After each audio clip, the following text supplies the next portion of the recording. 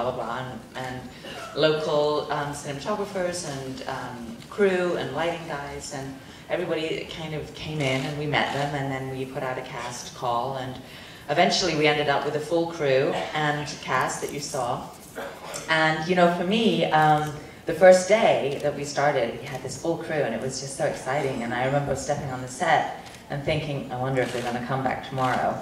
You know, because they didn't have to, it was all volunteer, but we had the crew for the 18 days and it was fantastic. It was a real collaboration and everybody just kept coming back because they wanted to do the movie. Do you have a different feeling about actors now that you're directing them? Yeah, I sort of do. It's like you have to be very careful the way that you speak to us. And what attracted you to this material? Well, it was, they did a competition for the script.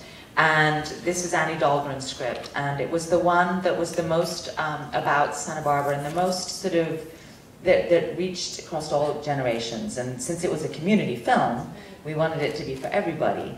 And for me personally, I just get sort of tired that there's not enough stories about the older generation, you know. I look up to them, and I wish there were more stories, because there certainly are stories to tell. So I really like the fact that it was multi-generational.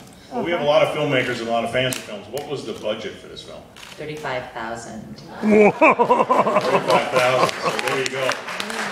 I know Irwin has that in his pocket right now, so if you want to make a movie. Irwin, I know where you live.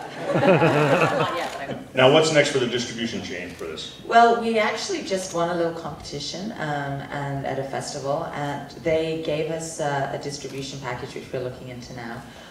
But you know, we're still waiting for the right fit, and you know, it was really a labor of love, and we just wanted to see if we could make this, you know, movie with everybody, and so whatever happens after that is all cake.